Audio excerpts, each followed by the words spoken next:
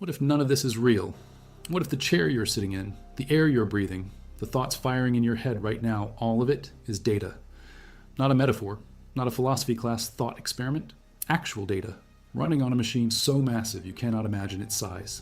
Scientists with Nobel Prizes are asking this question today, not in science fiction, in peer-reviewed journals. Physicists at MIT, Oxford, and Princeton have published papers asking whether our universe behaves less like nature and more like code. And the deeper they dig, the stranger the answers get. There are 7 specific pieces of evidence, 7 places where quantum reality breaks in ways that only make sense if something is computing it. Each one weirder than the last, each one backed by real physics. By the time you reach number 1, the question will not be whether a simulation is possible. The question will be whether we are already inside one. And the answer the physics gives is not comfortable. Before we go further, let us set the stage so everyone is on the same page. Quantum physics is the science of the very small. Atoms, electrons, the tiny particles that build everything you see. Normal physics, the kind Sir Isaac Newton described in 1687, works perfectly for big things like apples falling and planets orbiting. But once you get to the scale of atoms, the rules stop making sense. Things behave in ways that should be impossible. Particles appear in 2 places at once. Information travels faster than light should allow. Empty space turns out not to be empty at all. It seethes with particles appearing and vanishing billions of times per second. And the universe has a maximum resolution, the smallest possible size below which nothing can be measured. Physicists call that smallest size the Planck length, roughly 1.6 times 10 to the negative 35th meters. That is so small that a single atom looks like the entire observable universe by comparison. The simulation hypothesis says all of this weirdness is not a mystery. It is a feature. It is what a computed universe would look like from the inside. 7 separate pieces of evidence point toward that conclusion. Here they are, starting with the most straightforward and building to the one that changes everything. If you want documented science explained in plain language like this, subscribe now. It is the best way to support the work and keep this channel going. Drop your city in the comments too. This script is researched using primary sources, including the work of physicist Nick Bostrom, published in the journal Philosophical Quarterly in 2003, and the quantum mechanics research of Max Planck and Werner Heisenberg dating back to 1900 through 1927. Now back to the evidence. Number 7, the pixel size of reality. Discovered through quantum measurement, verified across 100 years of physics. In every video game ever made, there's a smallest unit, a pixel, a single square of color that cannot be divided further. If you zoom in far enough on any digital image, you hit a wall. The image falls apart into blocks. The detail simply does not exist below a certain level. Now consider this. Our universe has the exact same feature. Physicists discovered in the early 1900s that energy does not flow in a smooth, continuous stream. It comes in packets, chunks, discrete units. Max Planck found this in 1900 while studying light radiation. He called these chunks quanta. That is where the word quantum comes from. The chunk of light energy is called a photon. You cannot have half a photon. You cannot have a quarter of a unit of energy at the quantum level. It is either there or it is not, on or off, 1 or 0. Werner Heisenberg extended this discovery in 1927 with what he called the uncertainty principle. He proved mathematically that you cannot know both the exact position and the exact speed of a particle at the same time. The more precisely you measure one, the less precisely the other is defined. This is not a limitation of our instruments. It is a fundamental feature of reality. Precision has a floor. The universe does not allow infinite resolution. Information is inherently limited, finite, bounded. That is not how a smooth physical universe should behave. That is how a digital system with finite memory behaves. Every digital system has a precision limit because it stores values in bits, 1s and 0s, and bits are finite.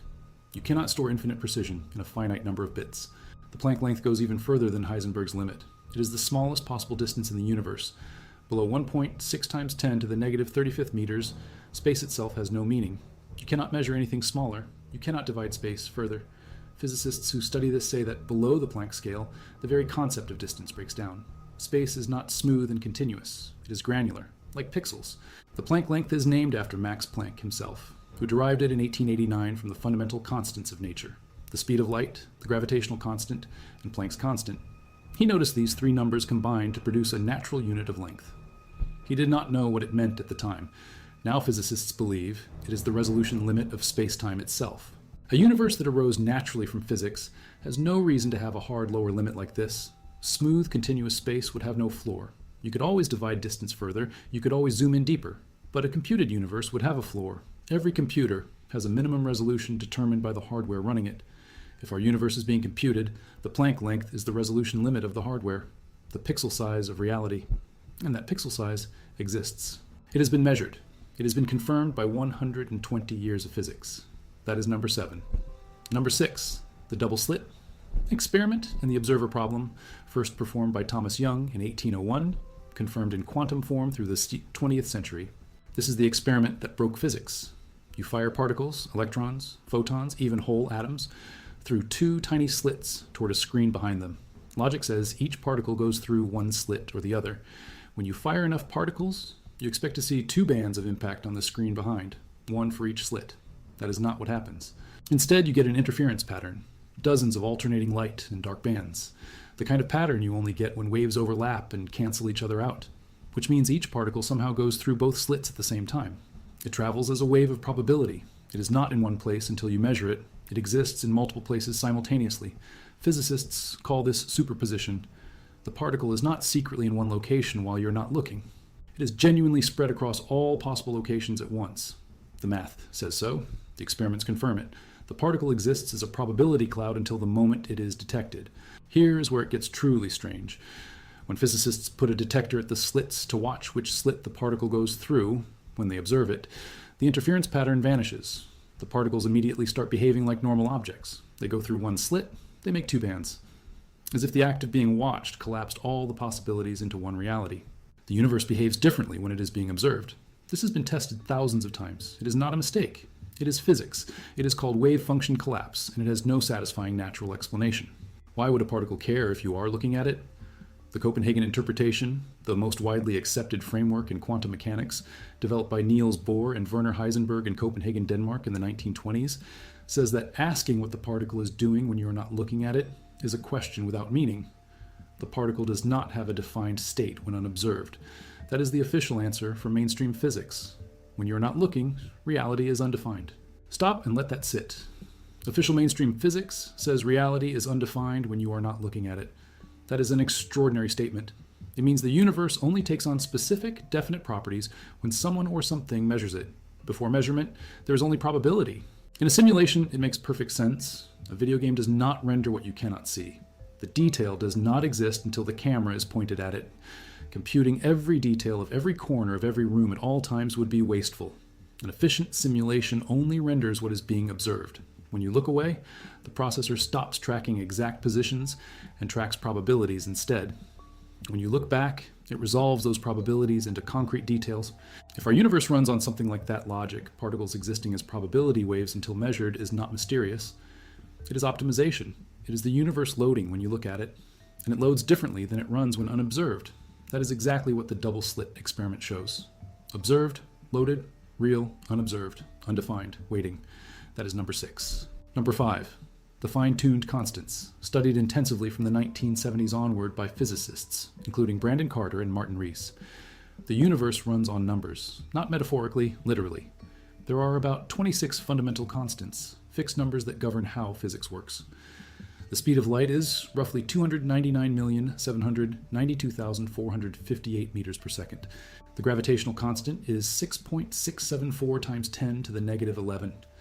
The charge of an electron is 1.6 times 10 to the negative 19 coulombs. These numbers are fixed. They do not change. They do not vary across the universe.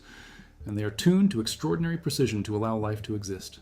Physicist Martin Rees, who served as Astronomer Royal of Britain beginning in 1995, calculated the odds of several constants falling into life-permitting ranges by chance. If the strength of gravity were slightly stronger, not by a large amount, by just a small fraction, stars would burn out in millions of years instead of billions. That is not enough time for life to evolve. It took roughly 3.8 billion years for life to appear on Earth after the planet formed 4.5 billion years ago. Faster burning stars would have never allowed that window. If the electromagnetic force, the force that governs how charged particles interact, were slightly weaker, atoms would not form. Electrons would drift away from nuclei. Stable atoms are the building blocks of all chemistry. Without stable atoms, there is no chemistry. There is no life. If the ratio of proton mass to electron mass were different by more than a few percent, the chemical bonds that hold molecules together would fail. DNA could not form. Proteins could not fold. Biology becomes impossible. Rees listed 6 specific constants in his 2000 book, Just 6 Numbers, the deep forces that shape the universe.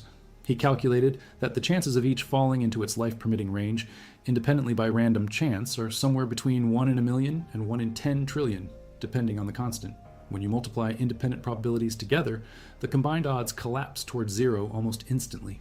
The physicist Lee Smolin estimated in his 1997 book, The Life of the Cosmos, that the odds of all constants falling into life-permitting ranges by pure chance is roughly 1 in 10 to the 229th power. That number is so large it dwarfs the number of atoms in the observable universe, which is estimated at 10 to the 80th power. There are ways scientists try to explain this without invoking design.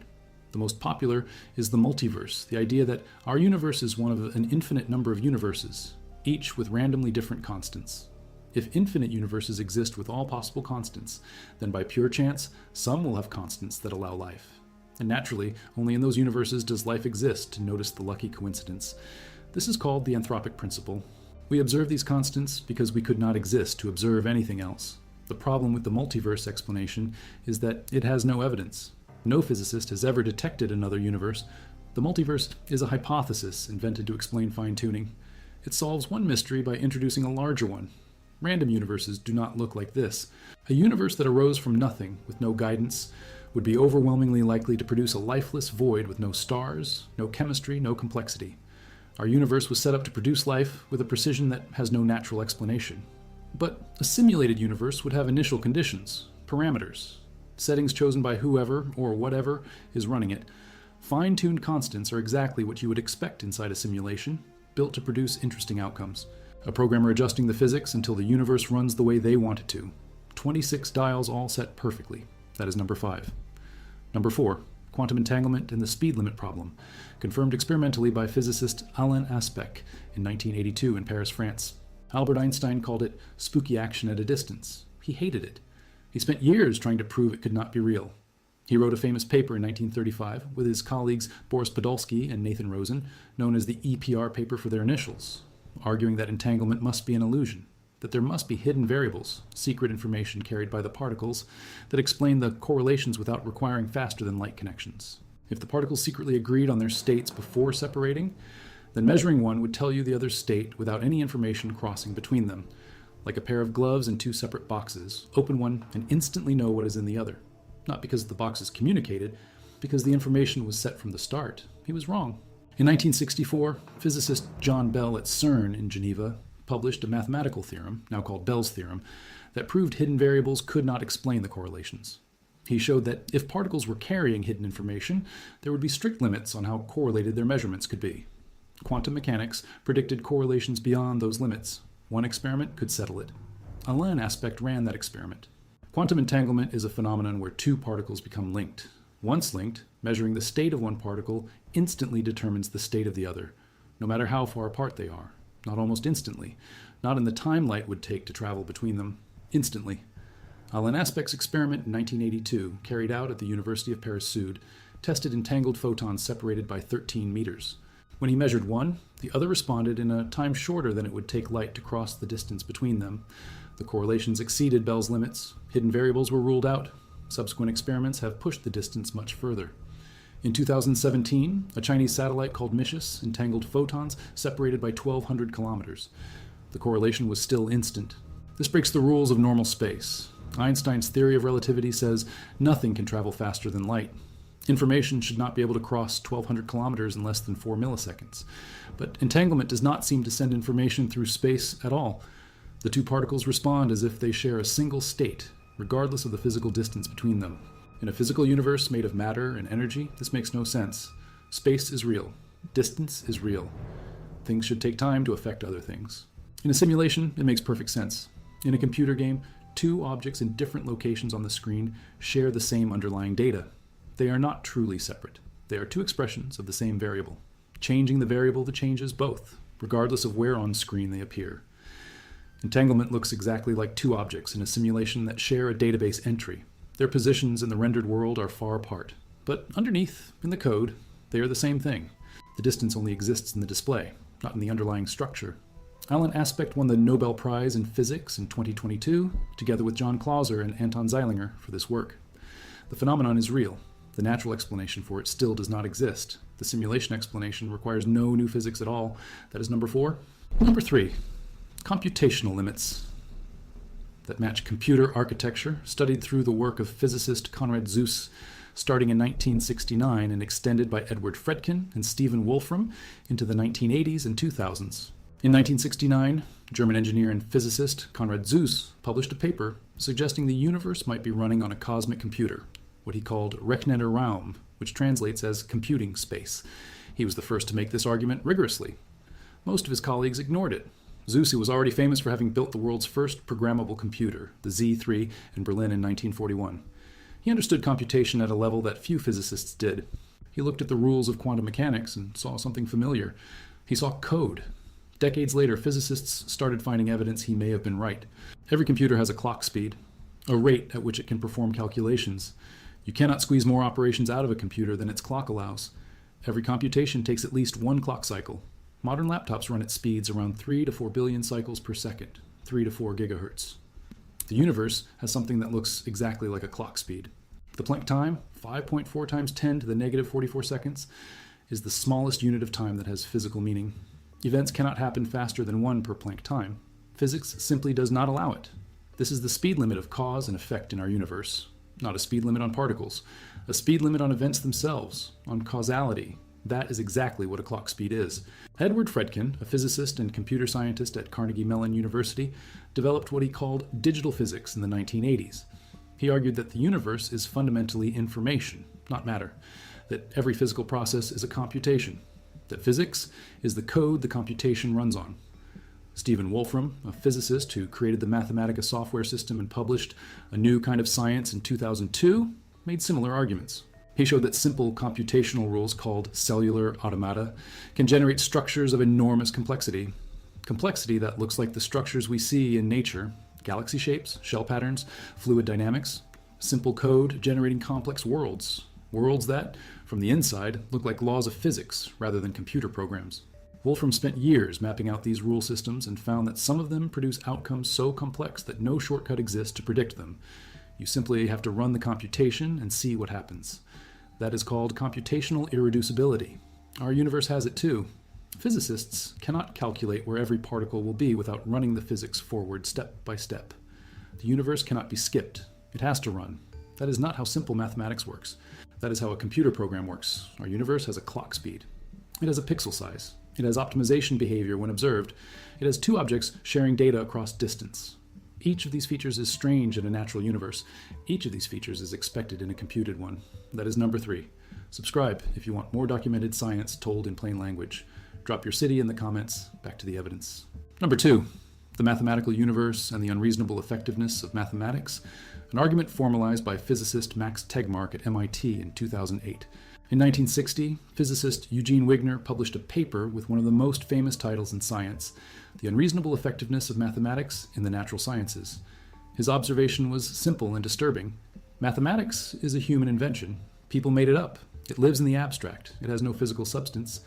Mathematicians spend their careers exploring structures that have no connection to the real world, just pure logical relationships between numbers and shapes.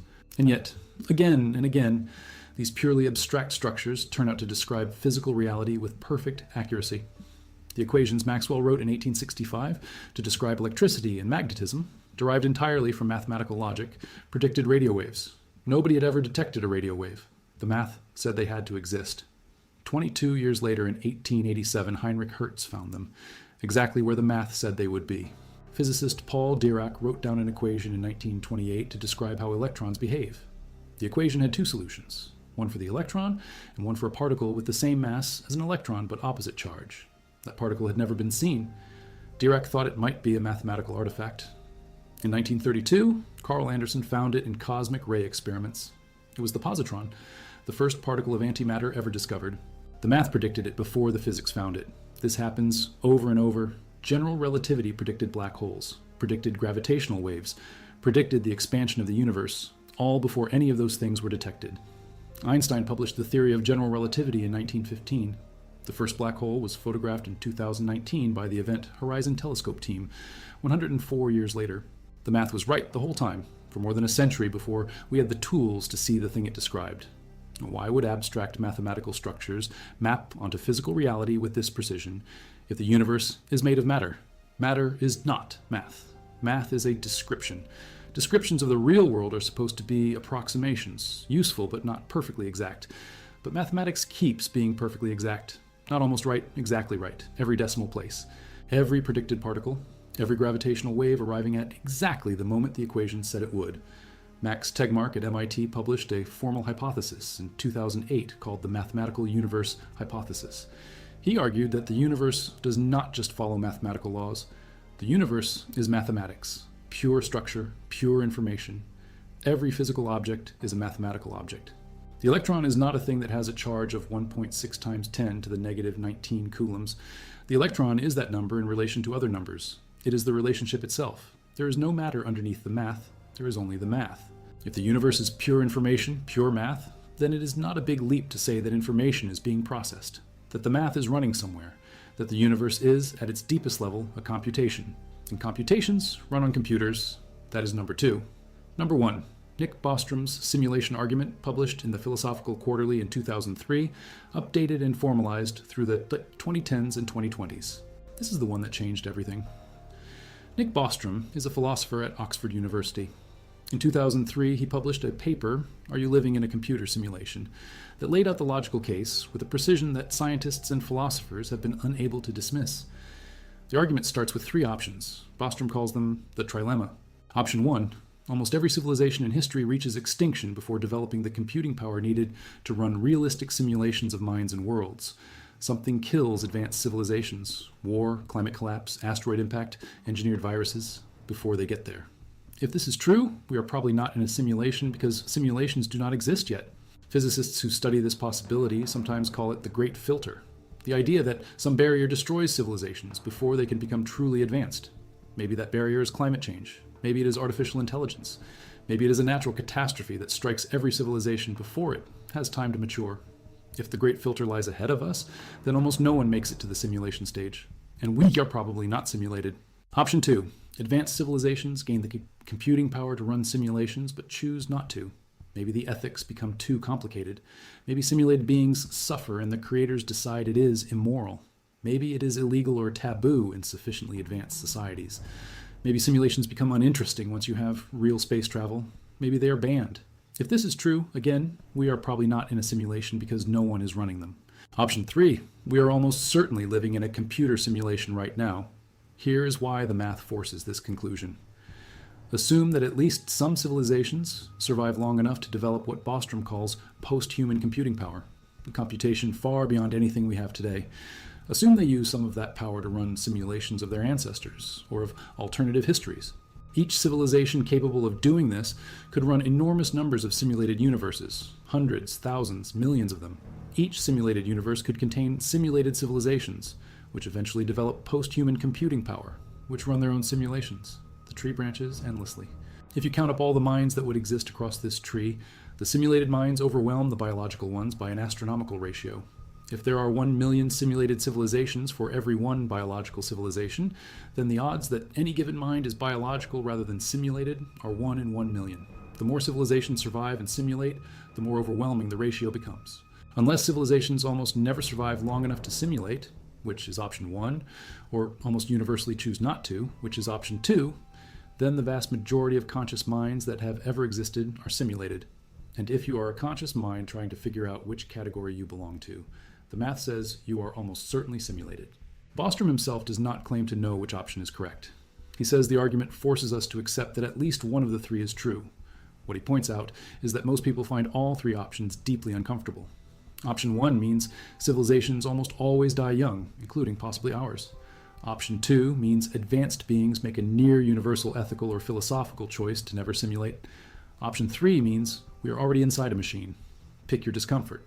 The logic gives you no fourth door. The paper was published in one of the world's oldest philosophy journals, the Philosophical Quarterly, which has been in publication since 1950. It has since been cited more than 2,000 times in academic literature. Physicist and Nobel laureate George Smoot, who won the Nobel Prize in Physics in 2006 for his work mapping the cosmic microwave background, the oldest light in the universe, said in a lecture at the University of California, Berkeley in 2017 that the simulation hypothesis deserves serious scientific attention. Elon Musk has stated publicly that he believes the odds of us living in base reality, meaning a physical universe rather than a simulated one, are 1 in billions. Neil deGrasse Tyson, director of the Hayden Planetarium in New York City, said at a debate hosted by the American Museum of Natural History in 2016 that he thinks the likelihood of the simulation hypothesis being correct is 50-50, not a fringe position. The director of one of the world's most respected science institutions, giving even odds to the idea that reality is code. In the years since Bostrom's paper, physicists have found ways to test the hypothesis. In 2012, a team led by physicist Silas Bean at the University of Bonn published a paper in the European Physical Journal asking what signatures a simulation would leave in the physics of our universe. They identified 3 expected features. First, a lattice structure to space at the smallest scales, a grid, like pixels. Second, limits on the maximum energy of cosmic rays caused by the simulation grid cutting off the highest energy values. Third, correlations in cosmic ray directions that would emerge from the lattice structure of the simulation. Here is the remarkable thing.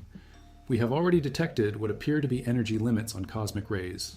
The GZHK limit, named after physicists Greisen, Zatsepin, and Kuzmin, who predicted it in 1966, describes a maximum energy level beyond which cosmic rays should not exist. Cosmic rays above 5 × 10 to the 19th electron volts should be absorbed by the cosmic microwave background before reaching Earth. This limit exists. Experiments including the Pierre Auger Observatory in Argentina, which began taking data in 2004, have confirmed that cosmic ray energies cluster below this threshold. The Auger Observatory covers 3,000 kilometers of the Argentinian Pampa with 1,600 particle detectors. The energy cutoff is real, and it is exactly the kind of hard upper limit you would expect from simulation hardware, a maximum resolution, not just at small scales, but at high energies as well. If you add up what the physics shows, the picture is consistent. The universe has pixels. It has a clock speed. It only renders what is being observed. 2 objects share information across vast distances as if they share a database entry. The constants are set with impossible precision. Mathematics, an abstract human invention, describes physical reality exactly. And the statistical logic of civilizations and simulations says that if advanced computing is possible and used, we are almost certainly running inside it. None of this proves the simulation hypothesis. Science does not work by proof. Science works by evidence. And 7 separate lines of evidence, from quantum mechanics, cosmology, information theory, and formal logic, all point in the same direction. Physicists at the highest levels of the field are no longer dismissing the question. They are writing papers about it, designing experiments to test it, giving it 50-50 odds in public debates. In 2019, a team of physicists at the University of Portsmouth in England, led by physicist Melvin Vopson, proposed a new law of physics they called the second law of information dynamics. It predicts that information in the universe, like matter and energy, is conserved. It cannot be created or destroyed, only transformed. Vopson published estimates in 2023 calculating that the universe contains roughly 10 to the 93 bits of encoded information. That is, 10 to the 93 ones and zeros. More information than there are atoms. If information is fundamental to the universe, more fundamental than matter, then the universe is less like a physical place and more like a data system. A data system is what a computer runs. There is one more thing worth knowing, one late detail that changes the shape of everything. In 2019, Google announced that its quantum computer, called Sycamore, had performed a specific calculation in 200 seconds that would take the world's fastest classical supercomputer 10,000 years to complete. This was called quantum supremacy. Within 3 years, other teams had achieved similar results. Quantum computers gain their power from the same quantum superposition that makes the double-slit experiment strange. Particles existing in multiple states simultaneously. The same behavior that looks like simulation optimization is also the behavior we are now using to build our own extraordinary computing machines. We are learning to compute using the rules the universe uses. Not by coincidence, because those rules are how computation works at the deepest level. In the year 2000, the entire computing power of humanity was roughly 10 to the 18th calculations per second. By 2020, it had reached roughly 10 to the 21st. By 2030, projections from researchers at the Machine Intelligence Research Institute put it past 10 to the 25th. The gap between what we can compute and what it would take to simulate a human brain, estimated by neuroscientist Christoph Koch at the California Institute of Technology, as requiring roughly 10 to the 16th operations per second, is closing. Within a human lifetime, we may be able to run our own simulations of simple, conscious worlds. If we can do it, the math says others already have. There are 7 reasons the universe looks less like nature and more like code. the pixel floor, the observer effect, the impossible constants, the instant connection across vast space, the clock speed of causality, the unreasonable precision of mathematics, and the cold statistical logic of minds in a simulated tree. 7 pieces of evidence, 7 different fields of science, all pointing the same direction. The Planck length is 1.6 times 10 to the negative 35th meters. That is the smallest thing that exists in our universe, the pixel. Below that, nothing, no detail, no depth. The universe ends there, and everything above it runs.